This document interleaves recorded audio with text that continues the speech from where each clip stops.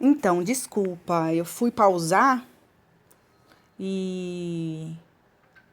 Primeiro que eu tava ficando sem fôlego, né, de falar sem parar. Segundo que a gata queria sair agora. Aí eu fui abrir a porta.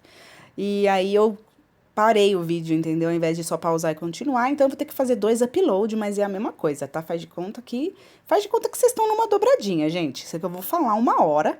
E aí você vai assistir, enfim. Bom, daqui a pouco eu explico. Vamos falar agora do calvinismo. Tem esse nome por causa desse tiozinho barbudo aí, que é o João Calvino. Tá gravando, tá certo. Esse cara, o João Calvino, ele nasceu na França e foi para a Suíça. Ele entrou em contato com as ideias também do Lutero. Ele também era um cara que vai reformar as ideias da Igreja Católica. Só que ele vai ter ideias bem diferentes do Lutero. O João Calvino vai pregar a crença na predestinação. Ele vai dizer que as pessoas são predestinadas, né? Ou seja, o destino delas é feito antes da vida, predestinação. Então, antes de você nascer, Deus já destinou você para alguma coisa. Aí, como é que você vai saber se você é um predestinado ao sucesso ou se você é predestinado ao fracasso? Segundo João Calvino, o seu sucesso material mostraria que você tinha sido escolhido para ser salvo por Deus. Porque isso mostra que Deus te escolheu, aí você nasceu, e aí você viveu uma vida regrada, uma vida de trabalho, dedicada ao trabalho e à oração, sem vícios. E aí você foi bem sucedido na vida, e isso é claro que foi Deus que escolheu isso para você. Então é um pouco complexo, porque meio que é assim. Se você for bem sucedido e fizer tudo isso, é porque Deus te escolheu. Se você não fizer tudo isso, se você viver bebendo, viver no rolê, dormir até tarde, é um sinal de que Deus não te escolheu. Então, é meio que isso já é. Essas escolhas são predestinadas por Deus, você tá entendendo? E é complexo de entender, pelo menos pra mim é. Mas é a ideia que está muito presente na maior parte das igrejas evangélicas, né? Nas igrejas neopentecostais aqui no Brasil hoje, são as ideias do Calvino. Eu não sei se as pessoas sabem disso, mas essa ideia da teologia da prosperidade, que é pregado em igrejas, hoje aqui no Brasil, vem aqui do Calvino. E não era uma ideia do Lutero. O Lutero não tinha nada disso, o negócio de ser predestinado, de dinheiro e tal. Isso é uma característica dessa igreja, desse cara que fez essa reforma. Tem duas denominações aqui no Brasil que a gente usa, que são igrejas que são calvinistas, né? Que é a igreja presbiteriana e a igreja puritana. Então, se você vem em algum lugar lá, igreja presbiteriana e igreja puritana, é uma igreja que veio das ideias do João Calvino. É uma igreja calvinista que acredita nisso. Então, se você... Eu não sei se a ideia é fazer a pessoa se comportar de uma boa maneira para ter sucesso na vida, ou se é realmente... Eu não sei, gente, se realmente acredita nisso, mas eles falam que se a pessoa ela age dessa maneira, de uma maneira comportada, regrada, numa vida de trabalho e oração, e ela é bem-sucedida, é porque Deus escolheu ela para isso, escolheu ela para ser salva. Então eles associavam sucesso material com a salvação divina. Então eles diziam, e ainda dizem, que as pessoas são escolhidas por Deus e você sabe disso através desse sinal que é a riqueza material, é o sucesso material, é um sinal de que Deus te escolheu. Complexo, né? E olha como essa ideia é bacana para os burgueses, porque eles estão ganhando muito, muito, muito dinheiro.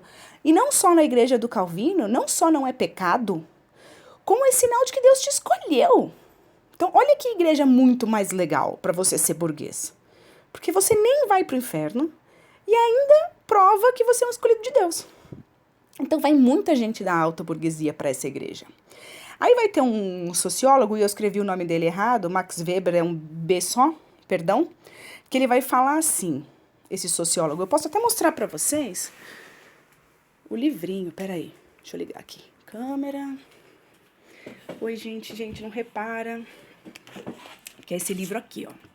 Chama A Ética Protestante e o Espírito do Capitalismo, do Max Weber. Se não me engano, vocês estudaram isso em sociologia, porque eu lembro que vocês me mostraram algum trabalho de sociologia do ano passado, que vocês tinham pesquisado Durkheim, Max Weber e o Karl Marx. Esse aqui é o Max Weber. O que o Max Weber fala? Ele vai falar que a ideologia protestante, a ideologia calvinista, ela foi essencial para que o capitalismo prosperasse no mundo. Porque ele vai falar assim, a Igreja Católica dizia que isso era pecado. Então, desculpa a bagunça aqui atrás. A igreja católica dizia que isso era pecado, e aí, de repente, vem uma outra igreja que fala que não só não é pecado, mas é um sinal de que você é escolhido de Deus. Então, isso vai impulsionar as pessoas a acumular dinheiro, entendeu?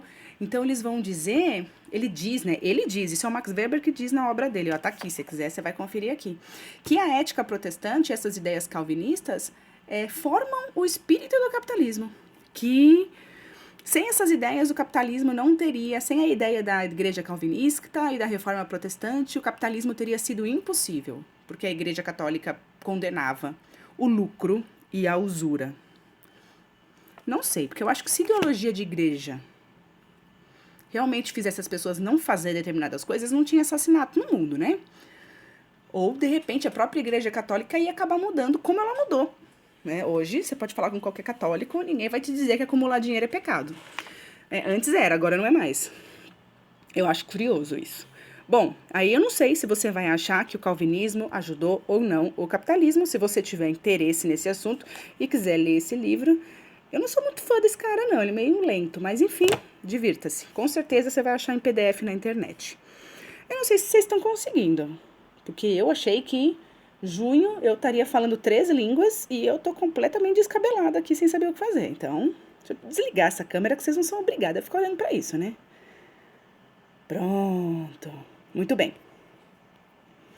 Vamos falar da terceira igreja protestante, que é a igreja anglicana. Só que a igreja anglicana é bem descarado mesmo o rolê, porque quem faz a reforma é esse gordinho aí, que é o Henrique VIII. O Henrique VIII era rei da Inglaterra, e tem até uma série que chama The Tudors, que tá aqui no cantinho, que conta a história, né, desse rei e das coisas que ele faz. Olha o rei da série, olha o rei da verdade, né? Vocês estão vendo, né? Olha esse rei, olha esse rei. Ok, né? Você vê que o cinema e a televisão mentem muito pra gente, toma cuidado. Bom, esse Henrique VIII, ele vai fazer o seguinte,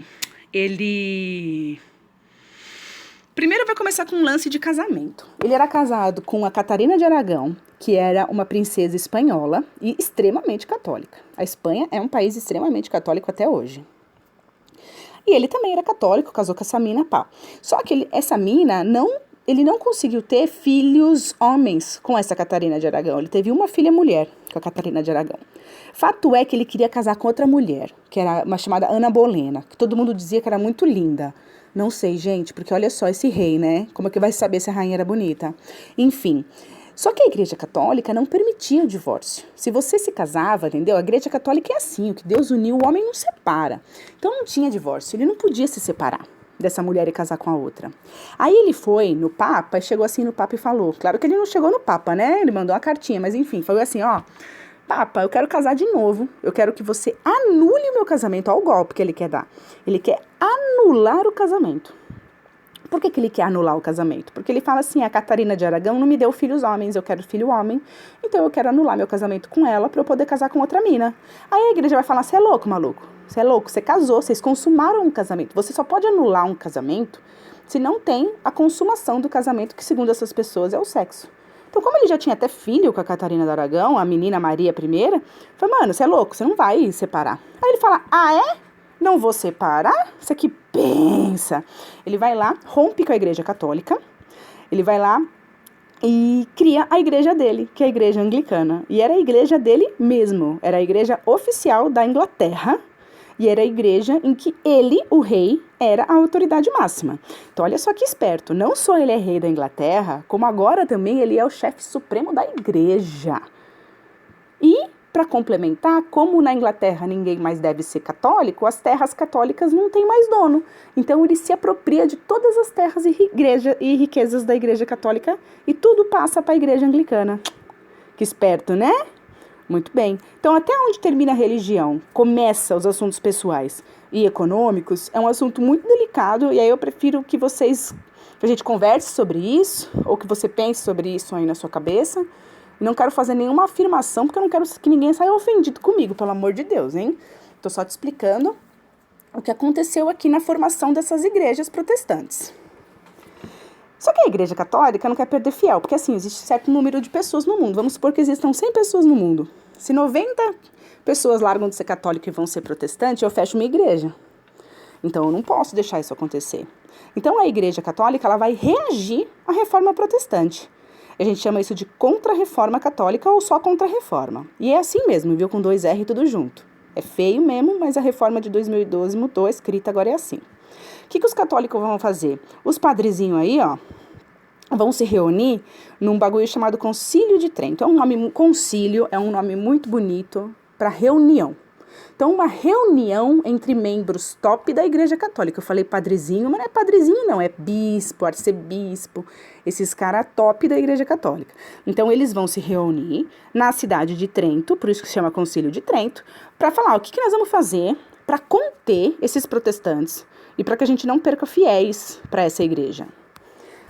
Primeira coisa que eles vão fazer, reafirmar a autoridade do Papa. Então, assim, quem é cristão tem que obedecer ao Papa. Então, países como Portugal e Espanha vão continuar, França, vão continuar fiéis ao Papa. Então, o Papa vai meio que sempre ter uma autoridade naquele país junto com o rei. Outra coisa vai ser a declaração do Index. O Index era uma lista de livros proibidos. Gente, quando eu não quero que alguém pense num assunto, porque eu não quero que essas pessoas corram o risco de mudar de ideia e ser contra mim, eu proíbo elas de pensar. A melhor maneira que eu posso fazer de te proibir de pensar é de proibir de ter acesso a ideias que vão estimular você a pensar em coisas diferentes. Então, a Igreja Católica fez uma lista de livros proibidos. Então, assim, os livros, as coisas que o Lutero escrevia, era proibido de ler. Se fosse pego lendo, você podia ser perseguido. Os livros eram constantemente capturados e queimados em praça pública. Até o livro do Maquiavel, O Príncipe, vai ser colocado no Index. Porque o Maquiavel falava que o poder real estava acima da moral religiosa. E aí os católicos ficam loucos, falam, não, nada está acima da moral religiosa. E até o livro do Maquiavel eles querem proibir. Outra coisa que eles vão fazer, vão manter os 7 sacramentos da Igreja Católica, vão manter o celibato clerical até hoje, teoricamente, né? Os membros da Igreja Católica não podem consumar o ato, mas pelo que a gente vê, não é muito bem o que acontece. A missa continuou em latim por muito tempo, eles mantiveram o culto aos santos, que ainda tem na Igreja Católica, e ainda também a questão do modo único de interpretar a Bíblia, que é o lado que os católicos interpretam, ok? Essa questão do celibato clerical até hoje tem muito debate aqui no Brasil, porque, tem umas regiões do norte do Brasil que tem floresta e tal, que os católicos não querem ir, os padres não querem ir lá, porque eles vão viver sozinhos. E aí as igrejas evangélicas, elas não têm esse problema, porque quando vai um pastor, vai a família inteira. Então, rolou um debate na Igreja Católica se eles iam acabar com esse negócio de celibato para que os padres pudessem levar suas famílias, né, para fazer as missões de catequização, de evangelização em outras partes do Brasil, mas o Papa e a Igreja Católica não curtiu, não rolou. Outra coisa que a Igreja Católica vai fazer, gente, é retomar a Inquisição. Lembra a Inquisição, né? A Inquisição era quando a Igreja Católica, através do Tribunal do Santo Ofício, recebia denúncias sobre hereges. Herege é uma pessoa que vai contra qualquer ideia ou dogma da Igreja Católica. Então, eles vão voltar a perseguir, como na Idade Média, vão voltar a perseguir, só que dessa vez vão perseguir os protestantes também, vão perseguir judeus, vão perseguir islâmicos e qualquer um que critica a Igreja Católica. Então, vão prender essas pessoas, torturar essas pessoas, punir essas pessoas, especialmente Portugal, Espanha e Itália, que são os países mais católicos. Aí eu vou te obrigar a olhar pra minha cara mais uma vez. Prometo que a próxima vez eu passo um batonzinho. Até porque nunca mais eu vou usar meus batons, vou usar máscara o resto da vida. Olha só, esse livro aqui, que eu lembrei preparando a aula, chama O Queijo e os Vermes. Esse livro aqui é um estudo de um historiador, ó, Carlo Ginzburg, que é um historiador italiano, e é um estudo de um caso da Inquisição. Né? Porque na década de 90, o Papa da época, João Paulo II, falou, meio que, fez um discurso, gente, desculpa, né, pela Inquisição e tal, foi muito feio, e ele liberou, acho que 40 mil processos da Inquisição para que historiadores estudassem. Esse cara aqui estudou do Menóquio, coitado desse cara. Esse cara ficou 10 anos sendo interrogado e preso pela Igreja Católica constantemente, até que finalmente ele foi condenado pela Inquisição como herege e foi morto na fogueira. Isso aqui é uma história. E não é que ele era contra a Igreja Católica, só que ele tinha umas ideias, né? Ele questionava, e aí ele caiu na besteira de contar para os caras da Inquisição ainda, né? E aí a máxima é essa história, o livro chama O Queijo e os Vermes, porque ele fala que ele achava que a Terra era tipo um queijo, e as pessoas eram tipo os vermes nesse queijo. Ele vai lá e fala isso pros malucos da Inquisição. Foi morto, queimado. Tirar essa cara daqui de novo. Sai, Cristiane. Sai. Sai. Oi, nenê. Fala oi. Oi. Oi. Desculpa, gente. Depois vocês passam essas partes, tá? Acabou? Não. Por que eu não consigo trocar? Aqui. Outra coisa que a gente vai ver semana que vem, são as grandes navegações. Não sei se vocês se lembram, eu já ensinei isso pra vocês no 8º ano, né? Mas as grandes navegações é aquele fenômeno que os europeus começam a buscar mercado consumidor além mar, e aí, sem querer, os caras encontram a América, né? Aí os católicos vão aproveitar para poder fundar a Companhia de Jesus. A Companhia de Jesus era uma ordem de padres, Jesus que a gente chama de jesuíta. Jesuíta é um soldado da igreja.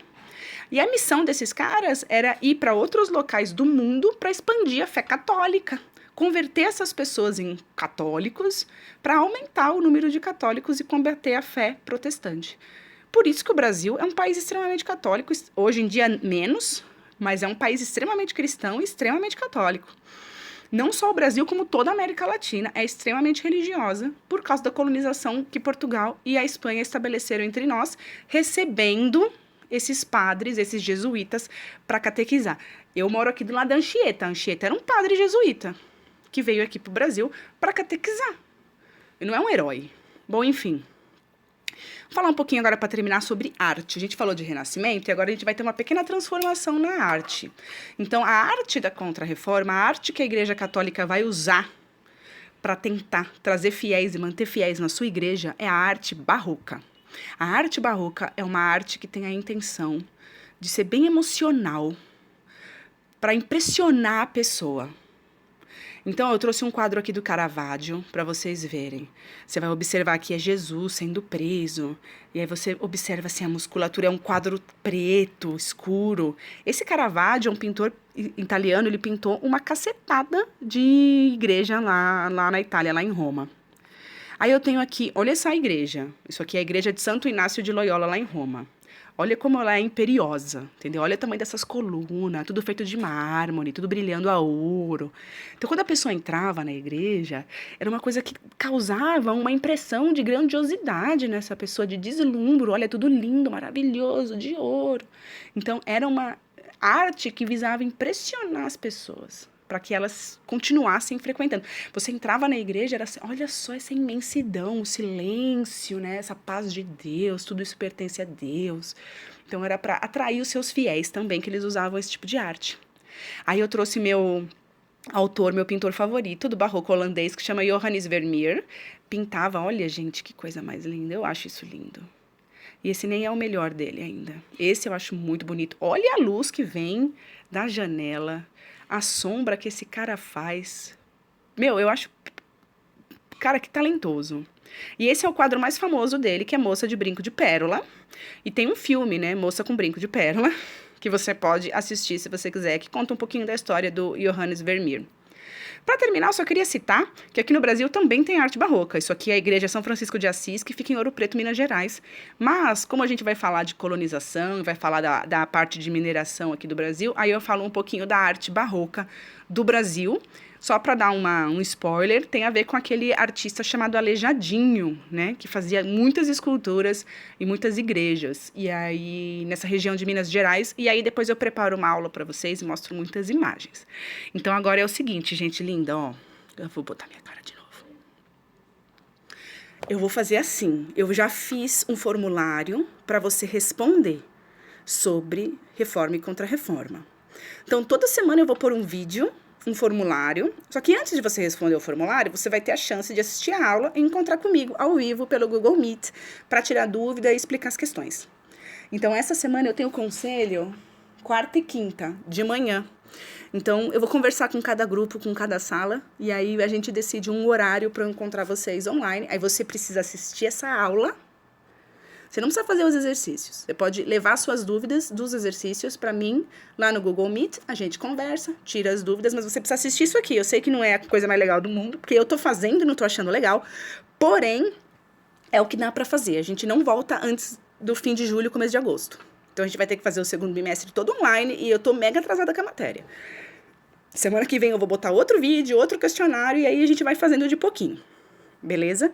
Então, nos grupos eu vou combinar com vocês um dia e um horário pra gente se encontrar pelo Google Meet para conversar sobre a matéria, tirar a dúvida e para que eu explique as questões para vocês, tá bom? É isso. A minha gata. Ah, não é uma gracinha, minha gatinha.